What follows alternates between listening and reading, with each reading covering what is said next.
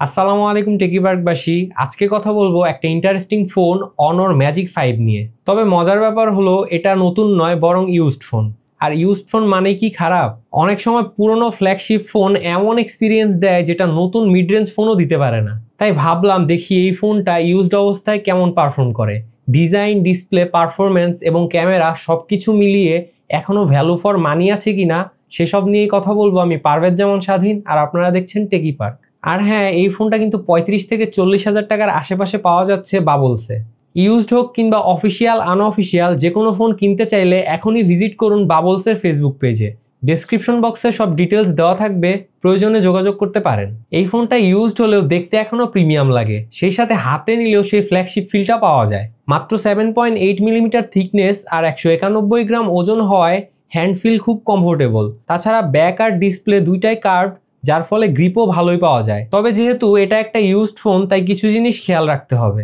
Scratch বা marks থাকতে পারে ব্যাক সাইডে এবং ফ্রেমে, সেই সাথে কালারের শাইন কিছুটা ফেড হয়ে যাওয়া স্বাভাবিক, বিশেষ করে বেশি ব্যবহার করা হলে। তবে আমার হাতে থাকা এই ফোনটায় তেমন কোনো স্ক্র্যাচ বা দাগ পাইনি, বলতে গেলে মোটামুটি ফ্রেশ কন্ডিশনেই ছিল ফোনটা। সেই সাথে ফোনটার চারপাশের মেটাল ফ্রেমও শক্তভাবেই টিকে আছে, কিন্তু ইউজড ফোন হলে ছোটোখাটো ডেন্ট বা স্কার্প দেখা যেতেই পারে, এটা স্বাভাবিক। যাই হোক, আমার হাতে থাকা গ্লেশিয়ার ব্লু এই কালারটা দেখতে এখনো বেশ ভালোই লাগে। কালারটা একদম ফ্রেশই আছে, সেই সাথে সিম tray, charging port, dual stereo speaker সবকিছু ঠিকঠাক কাজ করে। তবে মনে রাখতে হবে এটা যেহেতু IP68 ওয়াটারপ্রুফ না, তাই পানিতে ব্যবহার করার সুযোগ নেই। হালকা পানির ঝাপটা সামলাতে পারবে, তবে ভিজিয়ে ফেললে রিস্ক থেকে যাবে। সব মিলিয়ে ইউজড ফোন হলেও অনর ম্যাজিক 5 এই ফোনটা ডিজাইন আর বিল্ড কোয়ালিটির দিক থেকে এখনো শক্তপোক্তই মনে হয়। সেই সাথে হাতে নিলেও প্রিমিয়াম সেই ফ্ল্যাগশিপ ভাইবটা টের পাওয়া যায়। এর ডিসপ্লে কিন্তু এখনো পুরোপুরি ফ্ল্যাগশিপ লেভেলের এক্সপিরিয়েন্স দেয়। এতে আছে 6.7 ইঞ্চির কোয়াড কার্ভ ওলেড প্যানেল, সঙ্গে 120 হার্জ রিফ্রেশ রেট, যা স্ক্রোলিং, গেমিং কিংবা ভিডিও প্লেব্যাক সবকিছুকেই স্মুথলি হ্যান্ডেল করতে পারে। সেই সাথে ইউটিউবে সর্বোচ্চ 4K 60 FPS HDR এ ভিডিও কোনো রকম ল্যাগ ছাড়াই স্মুথলি প্লে করা যাচ্ছিল। তাছাড়া কালার রিপ্রোডাকশন, ব্ল্যাক লেভেল আর কন্ট্রাস্টও বেশ ভালো, কারণ ডিসপ্লেটা 1 বিলিয়ন কালার এবং HDR10+ সাপোর্ট করে। সেই সাথে DCI-P3 হোয়াইট কালার গামুট থাকায় হাইলাইট ও শ্যাডো এরিয়া দুইটাই একদম লাইফ লাইক দেখা যায়। ইউজড ফোন হলেও কালারের ভিভিডনেস বা ডিসপ্লেতে তেমন কোনো কমতি চোখে পড়েনি আমার। ফোনটার টাচ রেসপন্সও ভালো পেয়েছি। স্ক্রিন টু বডি রেশিও প্রায় 93%। বেজেল খুবই স্লিম, তাই ভিডিও বা গেমিংয়ের সময় পুরো স্ক্রিনটা চোখে পড়ে। ফোনটায় থাকছে 1600 নিটস পিক ব্রাইটনেস। ইনডোরে ব্রাইটনেস নিয়ে কোনো ঝামেলা পাইনি, আউটডোরেও ভালোই ভিজিবল ছিল। তবে ডিরেক্ট সানলাইটে ব্যবহার করলে কিছুটা সমস্যা হতে পারে, যদিও খুব আহামরি না। সাউন্ডের কথা বললে এই ফোনে আছে dual stereo speaker, sound loud এবং ক্লিয়ার, তবে হাই ভলিউমে সামান্য ডিস্টরশন লক্ষ্য করেছি, যা ইউজড ফোনে নর্মাল ব্যাপার। ডিসপ্লের প্রোটেকশনের জন্য আছে কর্নিং গরিলা গ্লাস, তবে কোন ভার্সনটা এক্স্যাক্ট তা জানা যায়নি। স্ক্র্যাচ বা হালকা ড্রপ থেকে কিছুটা সেফ রাখবে বলে মনে হচ্ছে, তবে ইউজড ইউনিটে কিছুটা স্ক্র্যাচ থাকতেই পারে, কিন্তু ডিসপ্লে পারফরমেন্সে তার কোনো প্রভাব পড়েনি। যাই হোক, সিকিউরিটির জন্য আছে optical in display fingerprint sensor, যেটা এখনো ফাস্ট এবং অ্যাকুরেট কাজ করে। সব মিলিয়ে ইউজড ফোন হলেও অনর ম্যাজিক 5 এর ডিসপ্লে নিয়ে কোনো কমতি লক্ষ্য করবেন না। আগের ফোন হলেও এখানে সবকিছুই পেয়ে যাবেন। অনর ম্যাজিক 5 এর পারফরমেন্স সেকশনটাও কিন্তু অনেকটাই স্ট্রং, কারণ এই ফোনে আছে কোয়ালকম স্ন্যাপড্রাগন 8 Gen 2 চিপসেট, যা 4 ন্যানোমিটার প্রসেসিং নোডের উপর তৈরি এবং সাথে অ্যাড্রিনো 740 GPU। 8 Gen 2 ছিল স্ন্যাপড্রাগনের একটা পাওয়ারফুল চিপসেট, সেই সাথে একদম স্টেবল একটা প্রসেসর, যার ফলে যে কোনো হেভি টাস্ক বা high graphics game smoothly run করা যায়। পারফরমেন্স দেখার জন্য আমরা কিছু বেঞ্চমার্ক টেস্টিং করে দেখেছি, যেগুলোর রেজাল্ট স্ক্রিনে দেওয়া থাকবে, আপনারা দেখে নেবেন। তবে এখানে বেঞ্চমার্ক স্কোরগুলো অনেকটাই কম লেগেছে। যাই হোক, আমরা ফোনটার স্টেবিলিটি চেক করতে 3D মার্কের wild life extreme stress test করেছিলাম। সেখানে ফোনটা 41 ডিগ্রি টেম্পারেচার উঠেছিল এবং স্টেবিলিটি স্কোর ছিল 51%। যেহেতু এটা একটা ইউজড ফোন, তাই স্টেবিলিটি স্কোর কিছুটা কম হওয়া অস্বাভাবিক মনে হয়নি। সেই সাথে রিয়েল লাইফ ইউজেসেও কিন্তু কোনো ধরনের স্টেবিলিটি ইস্যু ফেস করিনি। গেমিং টেস্ট করার জন্য আমরা বেশ কিছু গেম খেলেছিলাম এবং এর গেমিং পারফরমেন্সও ছিল বেশ ভালো। পাবজিতে নতুন আপডেটের পর সুপার স্মুথ ও স্মুথ মোডে এক্সট্রিম প্লাস গ্রাফিক্স সাপোর্ট পাওয়া যায়। পাশাপাশি ব্যালেন্স HD+ HDR এ এক্সট্রিম গ্রাফিক্স এবং আলট্রা HDR এ আলট্রা গ্রাফিক্সের সাপোর্ট পাবেন। যদিও 8 Gen 2 কিন্তু 120 FPS সাপোর্টেড এবং 120 FPSটা ভালোভাবে হ্যান্ডেল করতে পারে, কিন্তু চাইনিজ রম হওয়ায় এখানে 90 FPS পর্যন্ত লক থাকে। এখানে 90 FPS এর গেম প্লেতে অ্যাভারেজে 87 FPS পেয়েছি। গ্রাফিক্স হ্যান্ডেলিংও বেশ ভালো ছিল, তাছাড়া ইন্টেন্স মোমেন্টেও ল্যাগ বা ফ্রেম ড্রপের মতো ইস্যু লক্ষ্য করিনি। সেই সাথে গেম প্লেও ছিল বেশ স্মুথ। টাচ রেসপন্সটা পার্সোনালি আমার কাছে বেশ ইমপ্রেসিভ লেগেছে। মোট কথা পাবজি খেলার জন্য এটা যথেষ্ট একটা ভালো ডিভাইস। ফুটবলের গেমিং এক্সপিরিয়েন্সও ছিল বেশ ভালো। হাই গ্রাফিক্সে 60 FPS এ দারুণ এক্সপিরিয়েন্স পাবেন, যেখানে কোনো প্রকার ইস্যু লক্ষ্য করিনি। তাছাড়া এখানে এভারেজে 54 FPS ধরে রাখতে দেখেছি। ফ্রি ফায়ারে ultra graphics plus high FPS select করে সর্বোচ্চ 60 FPS পেয়েছি। এখানে এভারেজে 59 FPS ধরে রাখতে দেখেছি। ওভারঅলের গেমিং পারফরমেন্স এখনও চমৎকার। বড় বড় গেমগুলো ভালোভাবেই হ্যান্ডেল করতে পারে, যেটা কিনা ভালো দিক। তাছাড়া হিটিং ইস্যু চোখে পড়েনি। গেমিংয়ের সময় সর্বোচ্চ 43 ডিগ্রি টেম্পারেচার উঠেছিল, আর স্ট্রেস টেস্টে 41 ডিগ্রির কথা তো আগেই বলেছি। মোট কথা হিটিং নিয়েও তেমন কোনো ইস্যু নেই এই ফোনটাতে।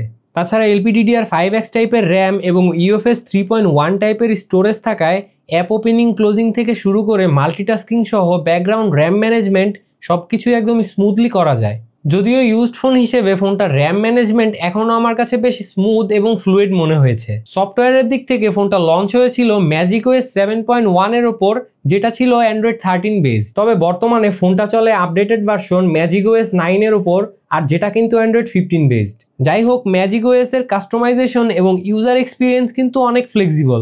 সেই সাথে ইউআই খুবই ফ্লুইড, অ্যাপ সুইচিং, স্ক্রলিং আর মাল্টিটাস্কিং সব কিছুই স্মুথ ছিল।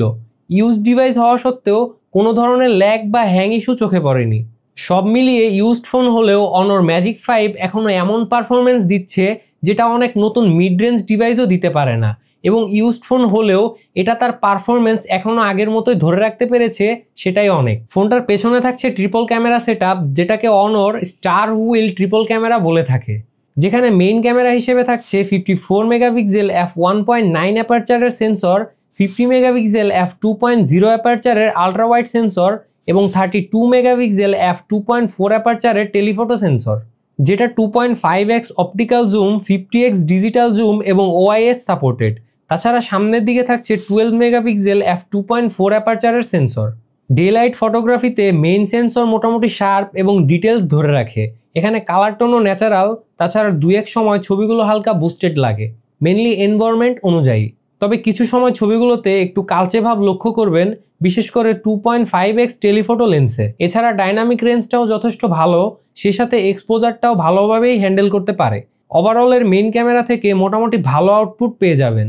এছাড়া পোর্ট্রেটের ছবিগুলোও বেটার, বিশেষ করে ব্লারনেস, বোকে এগুলো ভালো লাগার মতোই ছিল। ডিটেলসটা এখানে ডিসেন্ট, তবে সমস্যা হচ্ছে মাঝে মাঝে এজ ডিটেকশনে কিছুটা সমস্যা ফেস করেছি। আর 1x এবং 2.5x এর ছবির কালার টোনে ভিন্নতা রয়েছে। তাছাড়া বেশিরভাগ সময়ই ভালো মানের ছবি পেয়ে যাবেন। আলট্রা ওয়াইডের ছবিগুলো বেশ ভালো। এখানে আলট্রা ওয়াইড লেন্স দিয়ে ল্যান্ডস্কেপ বা গ্রুপ শট তুললে নয়েজ কম এবং ডিটেলস ভালো থাকে। নাইট মোড বা লো লাইটে ন্যাচারাল আউটপুট দেয়, হাইলাইট ও শ্যাডো এরিয়ার ডিটেলসগুলো ভালোভাবেই কভার করতে পারে। তাছাড়া নয়েজ কন্ট্রোলও ঠিকঠাক। ডে লাইটে এর সেলফিগুলো ভালোই বলতে হয়, ব্রাইটার ইমেজ প্রোভাইড করে, সেই সাথে ডিটেলসটাও ভালোই পাওয়া যায়। সেলফির পারফরমেন্স নিয়ে সন্তুষ্ট থাকবেন। ভিডিও রেকর্ডিংয়ে রিয়ার ক্যামেরা দিয়ে 4K 60 FPS এ ভিডিও রেকর্ড করতে পারবেন, সেই সাথে স্টেবিলাইজেশনও ভালো, তাই হ্যান্ডহেল্ড ভিডিও করলেও স্টেবল ফুটেজ পাবেন। তাছাড়া ভিডিওর কোয়ালিটি বেশ ভালো, detail, sharpness, colour, contrast, white balance সব কিছুই ঠিকঠাক। অন্যদিকে ফ্রন্ট ক্যামেরা যা ultra wide field of view সহ 4K 30 FPS এ ভিডিও রেকর্ড করতে পারবেন। এখানে রিয়ার ক্যামেরার মতোই কালার টোন, এক্সপোজার ব্যালেন্স এসব পাবেন। ওভারঅল অনর ম্যাজিক 5 এর ক্যামেরা হালকা এবং হেভি দুই ভালোভাবে হ্যান্ডেল করতে পারে। এই ফোনটাতে দেওয়া হয়েছে 5100 mAh এর ব্যাটারি, যা ইউজড ফোন হয়েও এখনও ভালোই ব্যাকআপ দিচ্ছে। আমাদের নর্মাল ইউজেসে স্ক্রিন অন টাইম পেয়েছি 9 থেকে 10 ঘন্টা, আর হেভি ইউজেসে 6 থেকে 7 ঘন্টার মতো SOT পেয়ে যাবেন। তাছাড়া চার্জিংয়ের দিক থেকে ফোনটা বেশ ফাস্ট। এখানে আছে 66 ওয়াট ফাস্ট চার্জিং সাপোর্ট, আর আমাদের টেস্টিংয়ে 2% থেকে 100% এই 98% চার্জ হতে সময় লেগেছে প্রায় 50 মিনিট। বলতে গেলে চার্জিং স্পিড নিয়ে প্যারা খাবেন না আশা করি। সেই সাথে ব্যাটারি ম্যানেজমেন্টটাও ভালো ছিল। অন্যদিকে কানেক্টিভিটি অপশনে 5G, ডুয়াল ন্যানো সিম, ওয়াইফাই 6, ব্লুটুথ 5.2, NFC এবং USB Type-C এর সাপোর্ট পেয়ে যাবেন। এখানে ব্লুটুথ ভার্সনটা কিছুটা ওল্ড মডেলের, যেহেতু ফোনটা কয়েক বছর আগে লঞ্চ হওয়া, তবে এখানে কোনো প্রবলেম ফেস করিনি। তাছাড়া ফোনটার নেটওয়ার্ক এবং কল কোয়ালিটি নিয়েও কোনো ধরনের সমস্যা পাইনি। এছাড়া ইন্টারনেট স্পিডও চেক করে দেখেছি, সেখানেও ঠিকঠাক পারফরমেন্স পেয়েছি। সব মিলিয়ে অনর ম্যাজিক 5 নিঃসন্দেহে একটা ভালো চয়েস, সেটা ক্যামেরা হোক বা পারফরমেন্সে।